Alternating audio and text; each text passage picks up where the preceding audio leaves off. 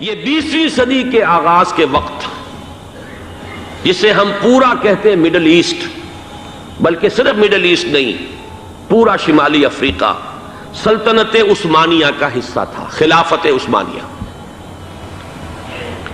Libya, الجزائر، مصر، پورا حجاز، یمن، پورا عراق، شام، اور یہ شام ہی کے حصے ہیں در حقیقت، اردن اور لبنان، یہ سب یہ شام عرب، عراق عرب، یہ پورا علاقہ خلافت عثمانیہ یہ اس کا حصہ تھا۔ پہلی جنگ عظیم میں انگریزوں نے عربوں کو بغاوت پر آمادہ کیا، غداری پر آمادہ کیا، انہوں نے خلافت عثمانیہ کے خلاف بغاوت کی، بیج بوئے ان کے دلوں کے اندر نفرت کے، ابھارا انہیں کہ تم ترکوں کے غلام کیوں ہو، تمہیں خود حاکم ہونا چاہیے، تم کھڑے ہو جاؤ، ہم مدد کریں گے، تم بغاوت کرو، تم ان ترکوں کے خلاف ہماری مدد کرو، ہم تمہیں آزاد کر دیں گے، تم اپنے پاؤں پر خود کھڑے ہو جانا۔ یہ بہت ہی ہمارے لیے دردناک المیہ ہے اس پہلی جنگ عظیم کا۔ کرنل لارنس جیسا شخص، برطانوی استعمار، اور اس کے نتیجے میں عربوں نے بغاوت کی۔ اور اس قدر دردناک بات آپ کو بتا رہا ہوں، میں پہلی مرتبہ جب سن 62 میں حج کے لیے گیا مدینہ منورہ میں، ابھی وہ ریل کے انجن کھڑے ہوئے تھے۔ یہ ترکی کے زمانے میں، سلطنت عثمانیہ کے زمانے میں بغداد سے مدینے تک ریلوے لائن تھی۔ یہ پورا ایک عالم سلطنت عثمانیہ، صرف سلطنت نہیں، خلافت عثمانیہ، پوری ٹرینیں جو ہے ترکوں کی اڑائی گئی، ہزاروں ترکوں کو شہید کیا گیا، یہاں تک کہ صحن حرم میں شہید کیے گئے سینکڑوں ترک۔ یہ جرم تھوڑے نہیں ہے، معمولی نہیں۔ آج جس کی سزا مل رہی ہے، معلوم ہونا چاہیے کہ وہ جرائم کون کون سے تھے۔ اب بھی جو لوگ گئے ہیں انہوں نے دیکھا ہوگا، ترکی کا قلعہ موجود ہے اوپر پہاڑی کے اوپر، حرم کا جو سب سے بڑا دروازہ ہے باب ملک عبدالعزیز، اس کے سامنے ایک لائبریری ہوتی تھی، اب تو غالباً وہ بھی گرا دی گئی ہے، اس کے پیچھے پہاڑی پر ترکوں کا قلعہ ہے پرانا، اس پر توپیں موجود تھیں۔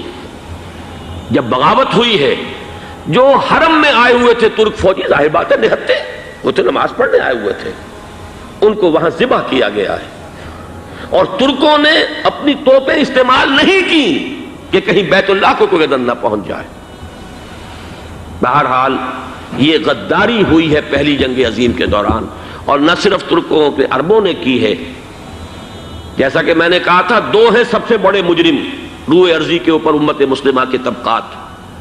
ہمارا پنجابی سپاہی بھی جا کر انگریزوں کی مدد کر کے ایلن بی کو قبضہ جو لے کر دیا بغداد کا، اس میں ہمارے مسلمان پنجابی سپاہی بھی شامل تھے۔ یہ خون چکاں باب ہے ہماری تاریخ کا اس صدی کا۔ لیکن اس کے بعد سلطنت عثمانیہ کے ٹکڑے ہو گئے، چیتھڑے ہو گئے۔ ایک انگریز نے لکھا ہے یہ جملہ، ذہن میں بجھا ہوا جملہ، کہ تاریخ میں یہ بات ثبت ہو جائے گی کہ ایک انگریز نے اس سلطنت کے ٹکڑے کر دیے کہ جو عمر فاروق نے قائم کی تھی رضی اللہ تعالی عنہ۔ یہ پورا عالم، یہ تمام علاقہ کس نے فتح کیا تھا؟ یہ بات ہاتھ بدل گئے تھے، پھر ترک آ گئے، خلافت عثمانیوں کے پاس چلی گئی، لیکن یہ سلطنت تو حضرت عمر رضی اللہ تعالیٰ عنہ کے زمانے سے چلی آ رہی تھی۔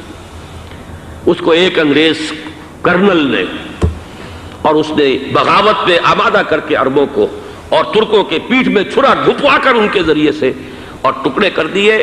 لیکن جب جنگ ختم ہوئی، اب انہوں نے کہا کہ اب ہمیں آزادی دیجئے، تو اب انہیں معلوم ہوا کہ غداروں کو دنیا میں کیا ملتا ہے، ٹکڑے کر دیے گئے۔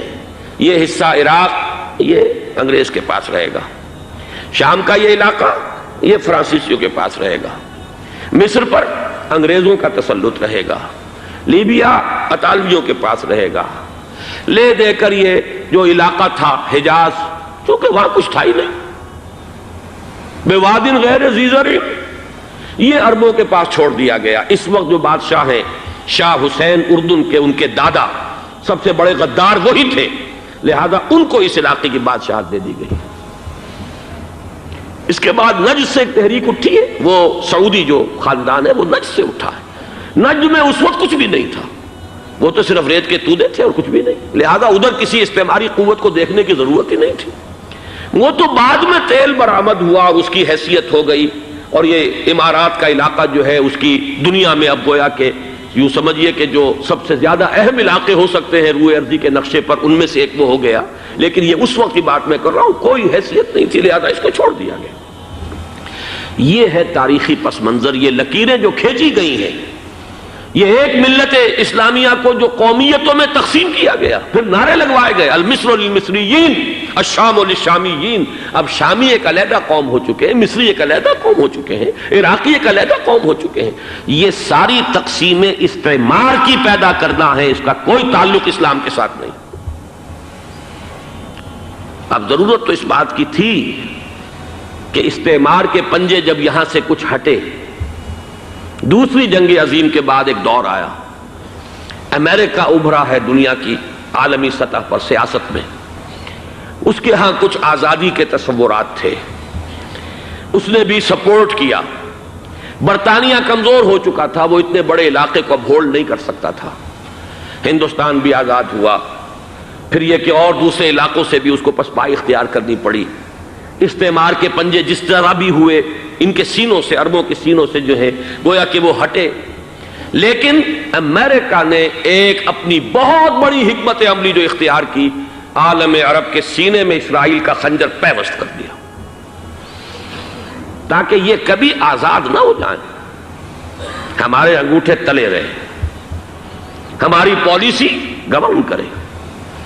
یہ استعمار کا دوسری جنگ عظیم کے بعد جہاں برطانوی استعمار، فرانسیسی استعمار رفتہ رفتہ یہ ہٹنے شروع ہوئے. صدر ناصر نے انگریزوں کو اٹھا کر پھینکا میڈیٹرینین میں اور دوسرے جگہوں سے. الجزائر نے آزادی حاصل کی فرانس سے، اطالویوں سے جو ہے لیبیا والوں نے آزادی حاصل کی. یہ ہو گیا، لیکن ایک خنجر پیوست کر دیا گیا اسرائیل کا سینہ عرب.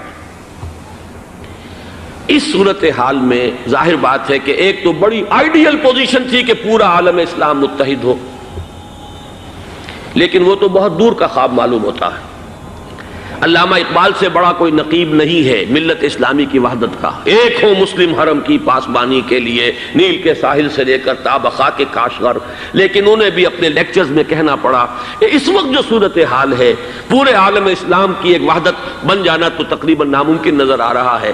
اگر کسی طرح ایک common wealth of Muslim nations وجود میں آ جائے تو بھی بڑی کامیابی ہوگی. لیکن اس سے بھی پہلے یہ تو زیادہ آسان تھا کہ عالم عرب ایک وحدت کی شکل اختیار کر لے.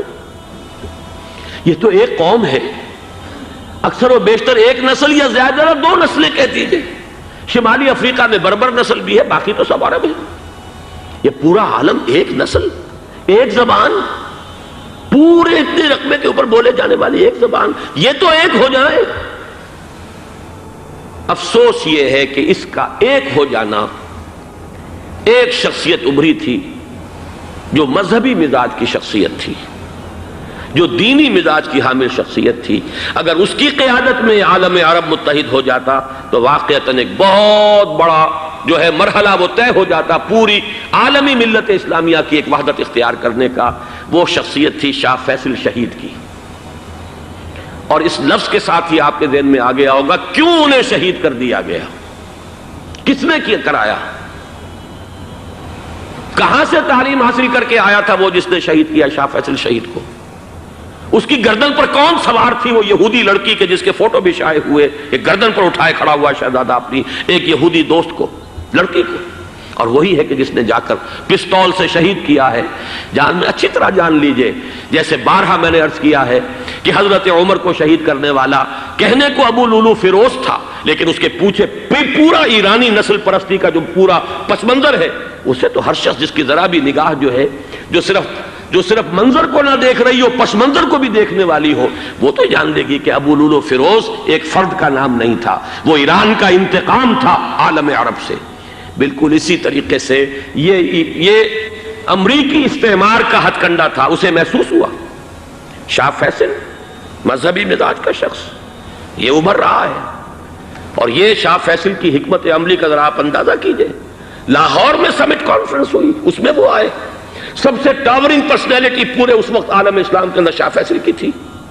اور وہ گویا کہ ایک بہت ہی جس کو کہا جائے کہ ایک بہت ایلڈرلی، ایک بزرگانہ ایک شخصیت جو ہے، اور انہوں نے اپنی دولت کے دروازے، عرب میں وہ مشہور تھے کہ نہایت خسیس اور بخیل انسان ہے، اس لیے کہ وہاں وہ خرچ کرتے تھے حساب کتاب کے ساتھ، لیکن ان کے خزانے کھلے ہوئے تھے عالم اسلام کے لیے، ادھر بھی مدد ہے، ادھر بھی مدد ہے، ادھر بھی کام ہو رہا ہے، ادھر بھی کام ہو رہا ہے۔ پھر انہوں نے تیل کا ہتھیار استعمال کر کے ایک دفعہ امریکہ کو دن میں تارے دکھا دیے تھے، لہذا ان کا ہٹایا جانا سین سے یہ امریکی استعمار کے لیے لازم تھا۔